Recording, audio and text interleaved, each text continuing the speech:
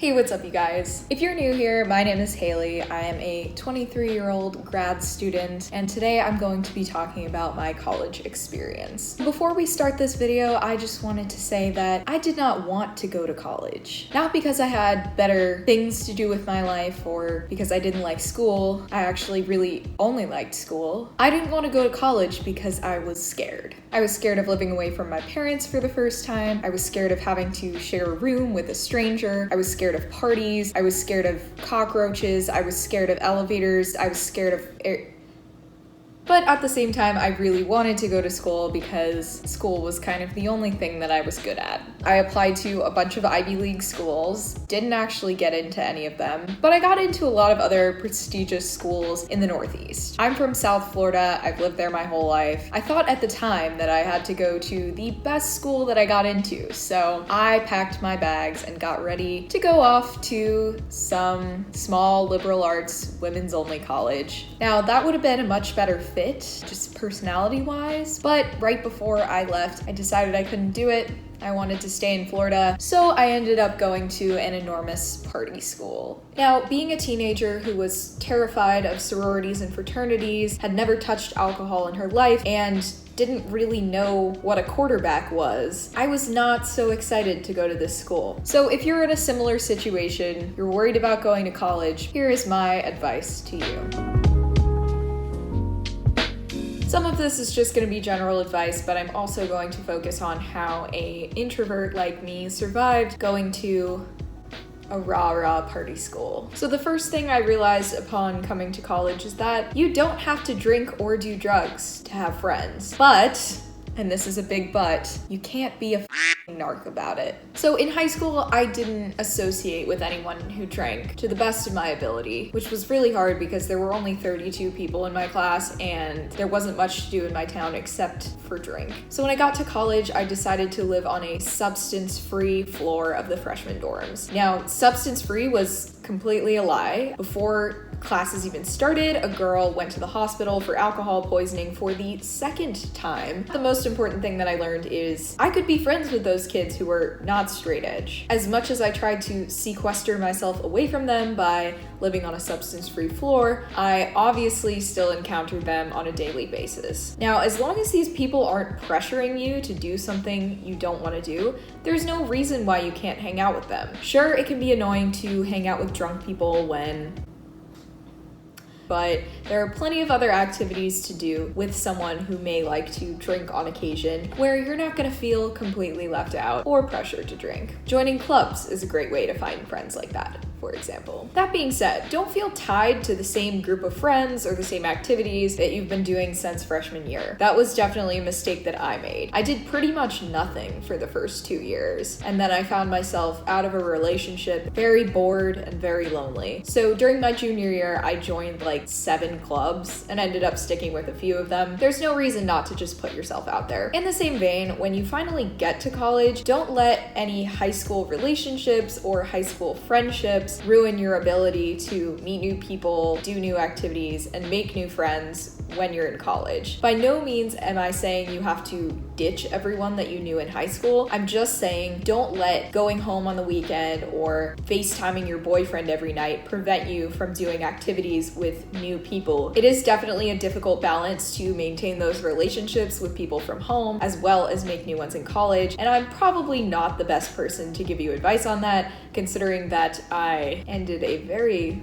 long-term relationship about a month into college. But I do have friends who were able to make the long distance thing work, or at least maintain friendships that they had had since high school or before. Okay, moving on from the social aspects of college, just as you want to form some sort of balance between your home friends and your school friends, you also want to form a balance between your schoolwork and your social life. Yes, this is an important tip for even you who may not have much of a social life in college. That was certainly me. I think the point that's talked about less less frequently is don't bust your ass, especially if it's becoming some sort of detriment to your social life. College is about learning, and it's not just about academic learning. It's about learning how to be a person. If you're spending all of your time with your nose in your books, you're not learning how to socialize. If you're anything like me, you might realize that you were studying more than you even needed to. My professors respected me, and they honestly probably would have accepted a little less effort than I was putting in. I was just a perfectionist, and I wanted everything to be as perfect as humanly possible. Now, this is an important skill to learn later in life, especially when grades are not determining your performance. When you have a job out there in the real world, sometimes being a perfectionist can be kind of a bad thing. If you're putting in twice the effort that is required of you for a particular project and you're still getting paid the same amount, you're just wasting your time. Now, obviously, there's a difference between putting in your best effort and just absolutely killing yourself. Always do your best, but there's no reason to do more than your best, if that makes sense. On the note of grades, though, remember that in college, grades can be important, but only depending on a certain set of circumstances. One, if you have any scholarships that are related to your academic performance, obviously keep your grades up. Also, if you're planning on going to any academically rigorous graduate program soon after school, you're gonna wanna have a decent GPA. However, programs like the one that I'm in right now, which is an MFA program at an Ivy League school, do not really care about your grades. If you're going into anything creative or art related, your portfolio is going to be significantly more important than your grades. And even if you're applying to something academic, your GRE score is probably going to matter more than your GPA. That's especially true if you're applying way down the line once you've been out of school for a few years. So obviously don't fail any classes, but if you're busting your ass to raise your A- to an A, it's probably not worth it. On the topic of majors, if you're considering changing your major, talk to an advisor first. Make sure that whatever scholarships you have are going to cover extra time that you may need to complete a new major if you're going to change your major and you don't have the credits to do so. The best strategy for changing your major is obviously to do it early. Do it before you've completed a whole bunch of credits for something that you don't ultimately want to do. Now, in a lot of ways, your major doesn't matter so much once you get out of college. Again, especially if you're going into some kind of graduate program, it doesn't really matter what you did for undergrad. There are obviously a few exceptions. If you want to go into computer science, you probably should have majored in computer science. But yes, it's perfectly fine to change your major. Just try not to waste your time on a major that you've decided you don't like, and to the best of your ability, don't make a shift in your major that would force you to add a lot more time onto your schooling. Another really important thing to remember is you are there to build connections. Your professors can really help you down the line, especially if they have connections to people who work in the field that you want to work. You want to make a good impression and form a lasting relationship with at least a few of your professors. Once you've graduated, try reaching out to them every now and again, and if there are any jobs or graduate programs that you want to apply to, you might want to consider asking them for a letter of recommendation before you even graduate. You should always feel comfortable going and talking to your professors during office hours, whether it's about homework help or your future aspirations, because ultimately they're there to help you. If you're looking for a summer internship or a job after you graduate, you can always ask if they know anyone who might be able to help you, and maybe they themselves can help you. And finally, a few notes about the superficial things. Don't overpack or overdecorate your dorm room. It's just a giant pain in the ass to take everything down and put it back up again, especially anything heavy. Most of the time, the closets in college are very small, and it's not super practical to store everything under your bed. And in terms of what to wear whatever makes you feel comfortable. A lot of people just wear athleisure or pajamas to class, and that makes them happy. But if fashion and expressing yourself through clothes is something you really care about, like it was to me, don't feel like you have to dress like everybody else. I once wore those patent leather lucite heel shoes from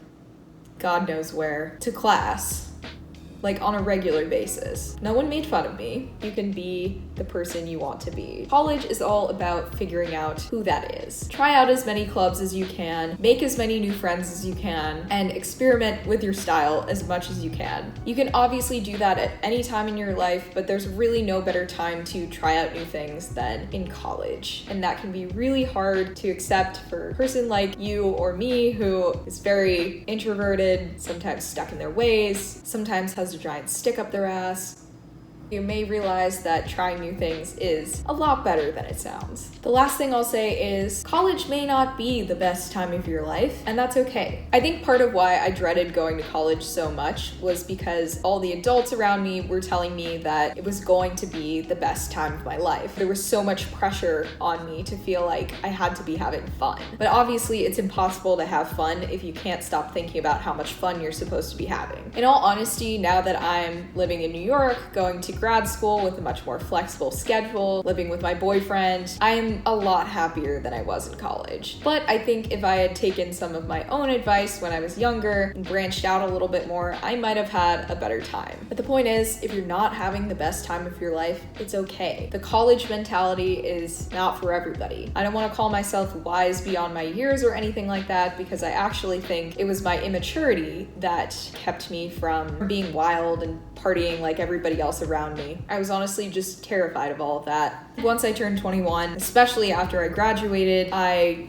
just took that stick and slowly pulled it out of my ass. It's still in there a little bit, but we're hoping for full stick removal 2020. So if you're about to start college now or you're already there, good luck. And if you're not, hopefully you found this entertaining. Thank you guys so much for watching, and I'll see you in the next one.